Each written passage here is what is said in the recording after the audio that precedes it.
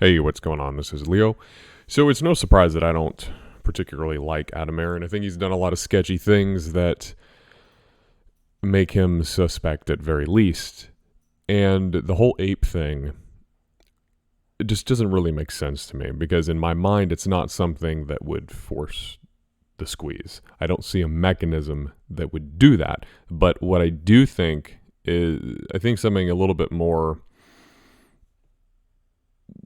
sketchy could be going on, and that would be a way to, and I know I'm going to piss people off because I always seem to piss people off whenever I give a concern or an opinion, but I do have a way for us to get around it potentially. So my concern is that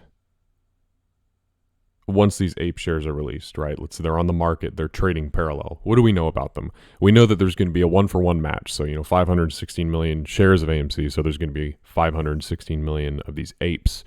So there's not going to be an option chain for it, right? So we know that. We know that they're convertible, meaning that, you buy up enough, you get voting rights, and you can convert your apes over to real shares of AMC. And so originally I was thinking, okay, well, that's Adam Aron's been wanting to issue more shares for a long time, but because of the people within the AMC community have been saying no, okay, well, he's just trying to find a way to issue new shares. But then I got to thinking, well, Adam Aron has worked on Wall Street his entire life. That's his business. He is not an ape, even though everybody likes to say that. The guy grew up on Wall Street. He made his money on Wall Street being CEOs of several companies. So my concern is that this is a way to throttle the potential price of the squeeze. Hear me out. On the actual AMC, the main chain, the main stock, you have all these synthetics. You have a big short interest. You have an option chain, which can further exacerbate the losses if this thing were to squeeze. And so now what they've done is they've essentially cloned the stock, and they're calling it APE.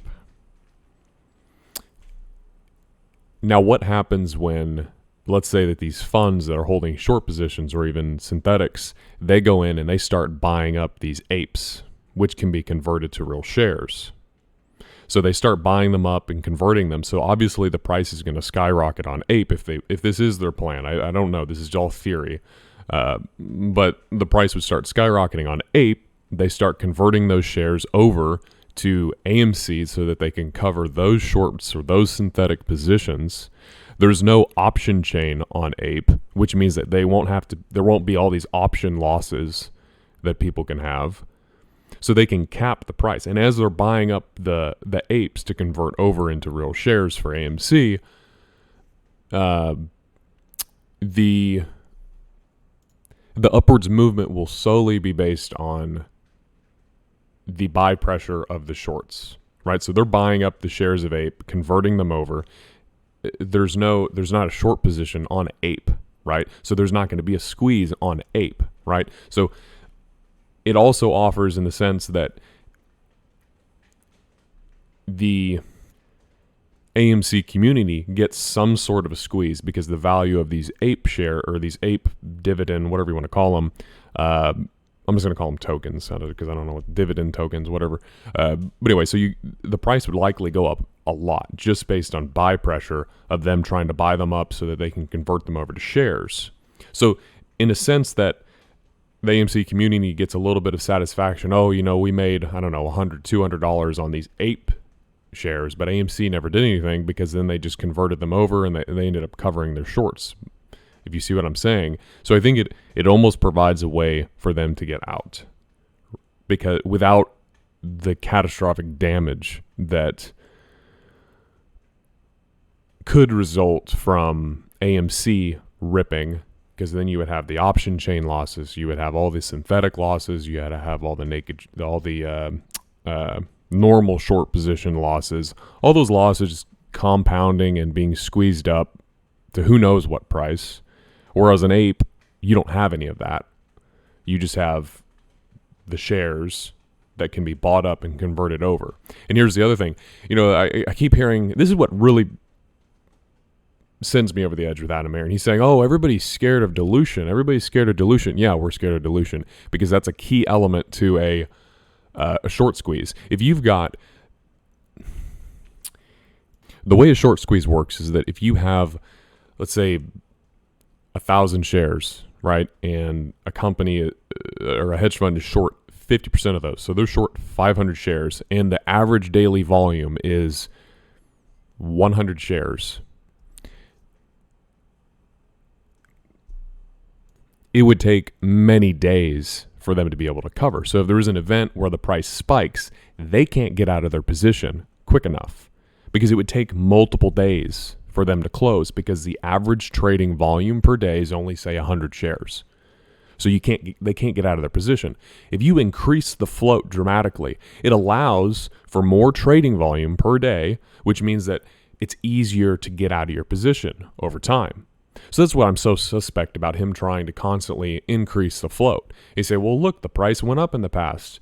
Well, that doesn't necessarily mean that it's good for the squeeze that the AMC community had been looking for. Just because it goes up however much doesn't necessarily mean that it's going to be an actual squeeze. I mean, think about it this way. AMC's, do I have the volume on here? No, I don't. 1 second. Let me pause this. Okay, and we're back. So look here at the volume, right? So for this week, the volume was 412 million. Okay, so imagine that their entire short position was 50 million. Could they get out of their short position within a week? Yeah, sure. Easily. They could get out very easily within a week doing that. But let's say that their short position is 800 million. Could they get out of that position within a week? No, because the volume for the total week is 400 million. So it would take 2 weeks roughly for them to get out of it. So that's why dilution is a big deal, even though Adam Aron has everybody convinced that, oh no, dilution's no big deal. So how would you combat this? Well, I think the answer is the same as what people have been doing is and I don't know whether this is their plan, but I think it's possible it could be. But if they want to go in, buy up all those apes and then convert them over to shares so they can cover on AMC, what happens if you hold the apes? Just like you've been doing the shares. So, I mean, if they're trying to essentially copy the stock over here so that they can now we can get out of our position because we have 516 million shares available to us. Now we can finally get out. If that's their plan, then if you hold both, what happens?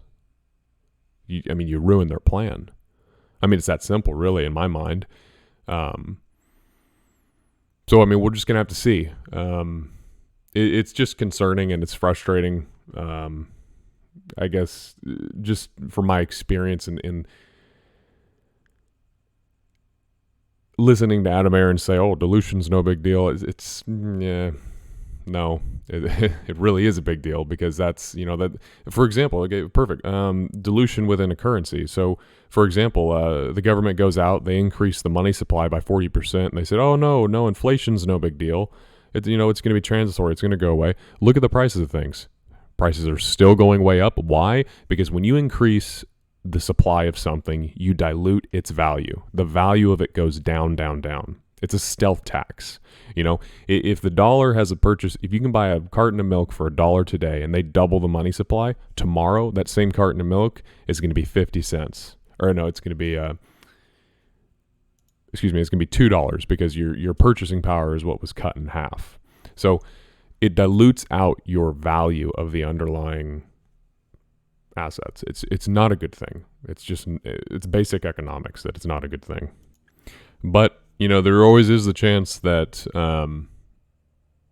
this is just a theory. Keep in mind, I don't know for a fact that this is what they're trying to do. It is just theory, trying to make sense of this whole ape thing, because it still just, in my mind, does not make sense. Because I'm breaking it down to its fundamentals, and I'm trying to think of, okay, what is a specific mechanism here with the ape that would force these shorts to cover? Because that's ultimately what we're waiting for, is for them to be forced to cover their positions. And I don't see a specific mechanism for that.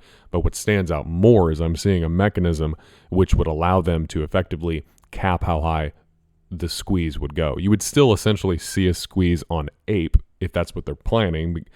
I mean, it wouldn't really be a squeeze, but the price would skyrocket because they're having to buy them all up in order to convert over to cover. But if the AMC shareholders don't sell APE and they just hold it, then their plan kind of goes down into the toilet. So anyway, none of this is financial advice. This is just my opinion.